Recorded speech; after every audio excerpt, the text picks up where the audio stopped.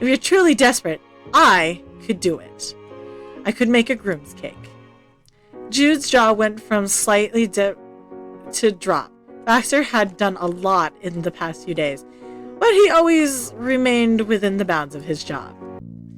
Hello everybody and welcome back to the channel, or welcome to the channel if you're new here. My name is Death by Pony and today we're hopping right back in to our life. So without further ado, let's go. Or at least that's what you thought. Miranda, Jude, and Scott stopped what they were doing to stare at your entrance. They must have heard the door close. Awkward. Hey. Jude at least didn't have an interest in asking you probing questions.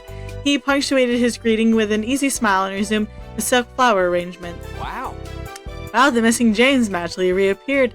Were you talking to Baxter? He folded his arms across his chest and watched you with honest curiosity. Unlike his soon-to-be husband, he couldn't let the delay slide without mention. Yeah, we talked for a little while. We were catching up. Miranda's shoulders relaxed hearing the news. really? You seriously did know him before? I did, and do, sort of. He's still Baxter Ward. Letting that information sink in, Scott removed his glasses and idly cleaned the lenses on the end of his shirt. He slipped them on and then sheepishly scratched the top of his head.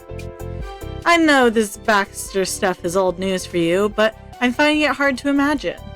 Sorry, that's probably because you're the only one of us who never met before now. What? Huh?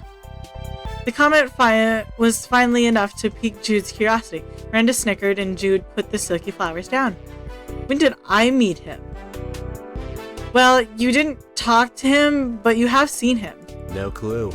That I'm more confused. Remember my 19th party? He was there. Your 19th birthday?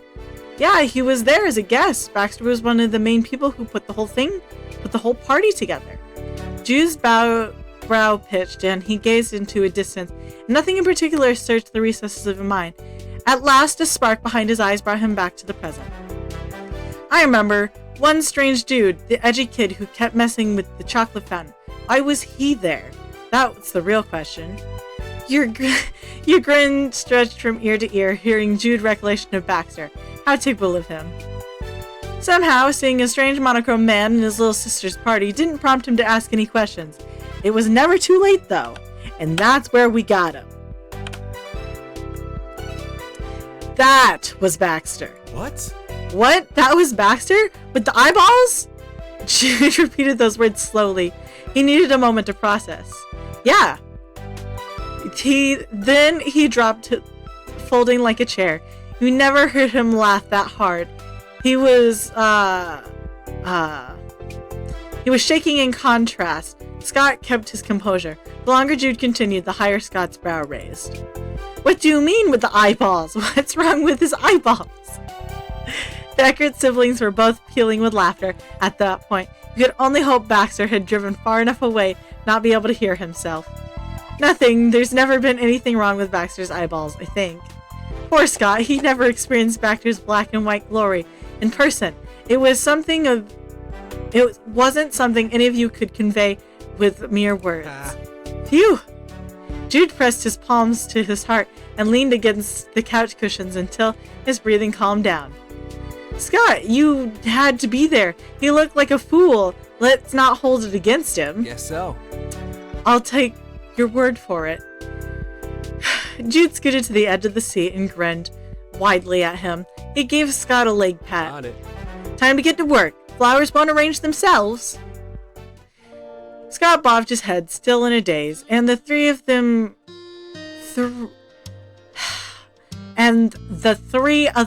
got you up to speed with their crafting circle. The rest of the evening and well into the night was spent joking, sharing stories, and creating beautiful masterpieces. At one point, a new message in the group chat caught everybody's attention.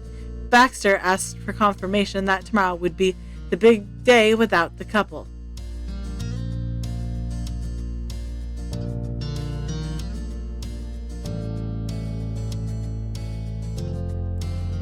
You weren't sure if it was only in your head, but Baxter's phrasing felt a little more friendly than his prior updates. He even used a thumbs up emoji. That was completely new. You went to bed and hoped this might be a turning point. Things were coming together. The next day, you had the morning, afternoon, and evening to yourself. Jude and Scott were gone until late. However, they managed to keep everyone in the loop while they were gone, with the group chat buzz with various updates throughout their adventure. There were glimpses of the suit stores they were checking out, and the event room they used for practicing dancing in, and the picture of the three of them presumably taking a break. Jude and Scott were thrilled in the photos. Even the occasional Baxter in the background seemed pleased. And based on the updates, that wasn't for show. The wedding plans were genuinely going well. Meanwhile, you had your feet up resting and recharging for the big event. You imagined Terry and Miranda spent their day off similarly. After all, the hard work and grand payoff was almost here. There was only one meeting left in the planner ahead of tomorrow. Miranda and Terry arrived at the house not long after you finished dinner. Just as things were talked about before, everybody was invited to Jude and Scott's place rather than the office. It wasn't long before the fiancés and their wedding planner strolled in with their spirits high. Almost everyone got to settle comfortably in the living room. Jude and Scott tiredly sank into one of the inn couches while Terry sat on the other. Miranda folded her legs, sat one arm on the couch, leaning into Terry. You plopped down on the room's other plush chair. Baxter, though, didn't pull a chair aside or sit down anywhere. Instead, he remained standing, holding his notebook and waiting for his moment to begin the meeting. I would like to extend my sincere gratitude to everybody here. You've handled this stressful schedule commendably. Bravo! It's been excellent work with the party planning committee, such as yourselves. Baxter bowed his head politely. It was clear that he was trying to maintain the wall of formality with his role as the wedding planner, but his earnest tone gave him away. Baxter meant what he said from the heart. Before comments could be made, he changed gear and tapped the pad of his fingers on his chin. My main concern at this point is simple. The partygoers enjoying themselves the day of throughout, and there are a few remaining details we need to get out of the way before I leave. It's minor. The room buzzed with excitement. The fruits of your labor were almost ready to feast on. Miranda reached across Terry on the other couch and gave her big brother a high five. So great. I can't believe we made it in one piece. Seriously? You and I both. They both laughed heartedly, and she offered Scott a high five. Terry, meanwhile, dropped his chin on Miranda's spine with a quiet hum. She squealed at the sudden contact and missed Scott's hand. Scott immediately shifted from high five to making sure Miranda wouldn't lose her balance. Baxter cleared his throat to regain the room's attention. His soft expression grew more focused. Is that fine? As I said before, we have a few remaining details to sort out. May I? Knock yourself out, bud. Hurry before Randy knocks someone upside the head. I'm fine, Jude. Thanks for being concerned. Yep. Miranda resumed her seat, perched on the arm of the couch. Terry signaled Baxter to start with a thumbs up. So we had quite a productive day, as you might have seen. Scott sat up straighter in his seat and nodded confidently. He couldn't hold his thought a second longer. We got the suits. They're super. Though he was the man who assisted us in the store, was a massive help, finding us options that worked splendidly off the rack. And Baxter showed us some steps. He sheepishly rubbed the side of his neck and glanced at his husband-to-be. Jude playfully bumped his shoulder into Scott's side. Guess we're gonna have to slow dance. Exciting. It'll be delightful. Oh, you know it. From there, the conversation kept rolling. You, Terry, and Miranda listened while a couple confirmed the final touches of their wedding ceremony. And I have some additional good news to share. It's a update new to the whole room. Xavier sent me their progress on the cake. It's finished and will be delivered tomorrow as requested. Would any of you like to see the photos? Yes. Yes, please. Sure. In a flash, Baxter had his phone out and tapped the screen. He flipped it and walked the picture around the room for his audience. The cake on display was 3 tiers, and the white frosting had rows of little texture all the way down. Hyped leaves and flowers were dotted about accents. It was understated and stylish. It's so pretty. We'll actually have a cake this well made for a reception. I seriously appreciate what they did for us. The baker did good. While the couple's words were complimentary, honest praise for an objective, nice piece, there was a problem. It was obvious the cake was the result of the former lack of synergy. The final result was as finished and not ugly as the generic Jude had insisted upon. It could have been a random stock photo Baxter found online.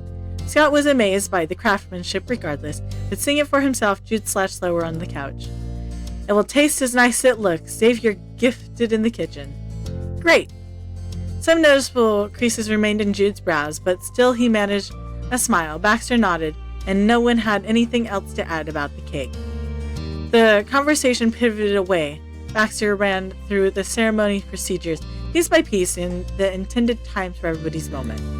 Much of it was familiar information at this point. However, it was crucial to have it all straight. Now I have one last question for the couple.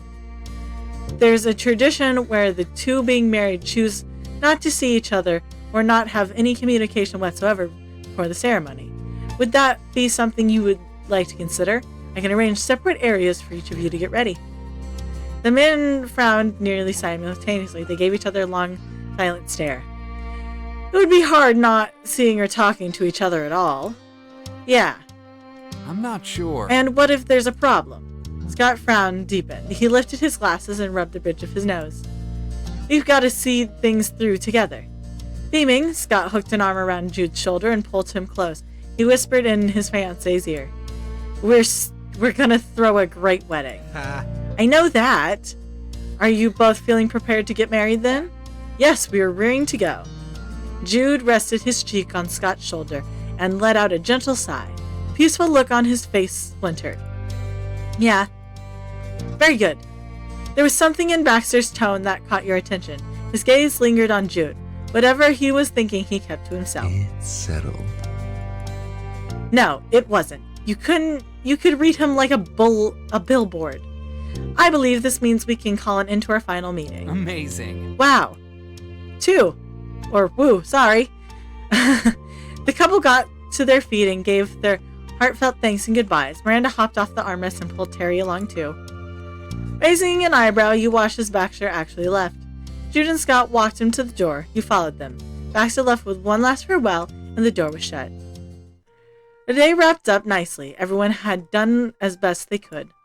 Yet, regardless of all the signs, you remained unconvinced that Baxter had finished his planning. From there, Jude and Scott rallied themselves into one last cleaning session before bed. They began putting their house into some semblance of order. The way they were unstoppable. Scott pivoted, and you sidestepped out of his way. In the living room, Terry and Miranda were settled on the cushions of the couch, together watching something quietly on one of their phones. They would be going home soon, and the last thing you wanted was to get in the way of either power couple. But a guiding light came in the form of your phone jingle to life. Lo and behold, it was Baxter Ward, and his text wasn't for the group chat. He sent it to you directly. I'm sorry for messaging you out of the blue, but could you do me a favor? I need Jude to meet me outside. I'm still here. I want to speak with him. Can you convince him to do that? I'm worried he might not listen. Or tell Scott if I text him directly. You left it unanswered, but did what you asked him. You tapped out and answered to Baxter. So you are able to use my number for private messaging. I guess I can be your partner in crime. You owe me one. Pepe Le Pew is up to no good again. It's not as bad as you assume. You are welcome to join us for the conversation, but it's urgent I speak to him now. You were forming an idea on where this was about to go as you slipped your phone into your pocket and got to work. Scott had moved in the living room, and that meant Jude was alone in the kitchen. Perfect timing, fortunately. He was too absorbed in his task to notice you sneak past. Jude stood at the sink, humming a quiet tune. He was already making a dent in washing the dishes that had piled up from earlier in the day. Hey, Jude. Sup? He didn't take his eyes off the suds. You hung back in the doorway and made sure that you were alone before inching closer. Before anything else, could we move this conversation outside of the house? He looked at you then. But he put the bowl he'd finished scrubbing on the drying rack and then dried his hands. Sure. Lead the way. Thanks. The two of you were halfway through the house, almost home free, when Jude started you by speaking. You stopped dead in your tracks. This is about Baxter, right? How did you blow it that bad? You're about to blurt out, but then Jude crossed his arms and expressed morph into something you'd expect more from Liz. Oh. Jude wasn't onto what was really happening. He thought you wanted to talk about Baxter from your own personal angle. Your conflicting emotions must have been dancing across your face because Jude dropped the protective expression for a sympathetic one. It's good. You can tell me about it outside. Bullet dodged. Without exchanging another word, you led him out the front door. Jude froze only a couple feet outside his doorstep. His head snapped to the side, catching where Baxter was leaning against the side of the house. Hello. Hello, Jude. Thank you so much for help, James. Baxter moved off the wall and readjusted his jacket. He grinned widely and sent it shivering down your spine. There was something about arranging a confrontation at night with an unsuspecting Mark and a man in a well-tailored suit that made you feel you were now accomplice to a crime. Local hero falls into traps set by devious monochromatic supervillain and all that. You coughed and turned away to regain your composure. Baxter's masterful plan was going to be in Jude's favor, obviously. Not that he knew that. Jude's gaze flickered between his two captors. What's going on? That's exactly what I wanted to ask. You didn't appear particularly thrilled at the end of our meeting. Jude's unease vanished and was replaced by a clenched jaw. It's all good, Baxter. Come on. You'll have to do better than that. I don't believe either of us are convinced. It's fine. Things are good as they're gonna be. Baxter sighed at that note of hurt in Jude's tone. He let his hands sink into his pockets. We can't even begin to find a solution or compromise if you're not willing to discuss the issue. Jude tapped his foot anxiously. He hoped someone else would speak, but the two of you were waiting for him. It's way too late. I understand. I believe I have an idea of what this is about, but I could be wrong. Please try me. Jude opened his mouth, hesitated, and closed it. He glanced away and scrubbed his fingers roughly through his hair. Why not? Why not? You're the wedding planner. He let a defeated sigh and guiltily lifted his gaze. The problem is the cake. I screwed it up. Our wedding, our chance to do whatever we wanted, and I didn't let him or me do that. We only needed to talk for 15 minutes about design and flavors and shit, and it all would be good. But me thinking that now it doesn't matter. There's nothing we can do. The tirade was long, the longest you'd ever heard. Jude speaks all in a row, and the angriest Baxter listened sympathetically. When he was certain Jude had said his piece, Baxter took a turn. Yes. Unfortunately, yes, the cake is finished. Xavier wouldn't be capable of overhauling design of the entire wedding cake at the last hour. Even adding new decorations isn't particularly feasible. And I can't recommend doing anything to the cake without discussing it with Scott first, regardless. That's why I kept my mouth shut. The baker did what I wanted, but that cake is always going to be something I regret. Jude squeezed his eyelids shut and animated that aloud. Baxter's expression tightened as he exhaled through his nose. Jude, have you perhaps heard of the concepts of a groom's cake? Jude cracked an intrigued eye open and studied Baxter cautiously. No clue. No, what's that? Well, wedding cakes are often tailored to only one half of the couple's taste. There is a cliche of the bride picking out a dream wedding and a groom being left out of the process entirely for a reason. This situation can certainly apply to any gender couples, and sometimes it isn't a problem for a pair. In this case, you'd say the wedding cake was more your choice than Scott's. Now, the basic concept is that you have a beautiful classic wedding cake of multiple tiers and understated color scheme as the main piece. Then there's a second cake that's smaller and often far more themed in design.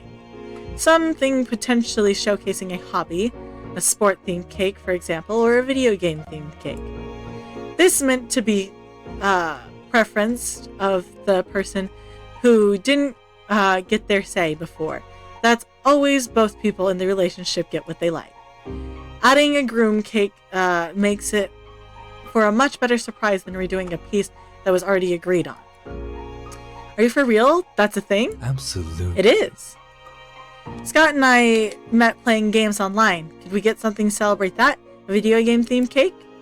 Their eyes flickered back and forth between them. Jude hopefully excitement contrasts with Baxter's strained smile, his painfully humorous way. Baxter pinched the bridge of his nose. We can't ask Xavier to create an entirely new cake on short notice. While we might be able to find a pre-made one with video game adjacent, it would be more young child birthday cake than most important events of your life groom's cake. Jude began visibly to deflate, and that was the apex of the final meeting. Baxter had drawn him outside, gotten his hopes up on his feelings. Everything had proceeded as he requested, and it was expected. Baxter knew this was about the cake, so you waited to hear why. The hand still in Baxter's pocket had morphed into a fist, and arms were pulled down so tensively his sleeves might have ripped off the shoulders if he was in something less quarterly. By the looks of it, Jude wasn't the only one questioning his various choices, but of course, Baxter Ward was as good a friend with bad ideas. If you're truly desperate, I could do it. I could make a groom's cake. Jude's jaw went from slightly dip to drop. Baxter had done a lot in the past few days, but he always remained within the bounds of his job. Everything going to picking up and dropping off centerpieces supplies could be considered part of the process. We had an especially involved planner. However, making a groom's cake the night before the wedding was definitely not how any of this worked. Baxter Ward was taking a flying leap past the line of professional courtesy. What? You make cakes? Jude slowly articulated through his shock. Baxter nervously blew at the edges of his swoop. Bangs. And that's where we're going to end that. We'll see where this goes next time. I hope you enjoyed today's episode, and if you did, hit like. That way I know you're enjoying the content I'm making. Hit subscribe. That way YouTube brings you back here. This happens next. I won't take up any more of your time. Have a good day, and I'll see you all next time. Bye.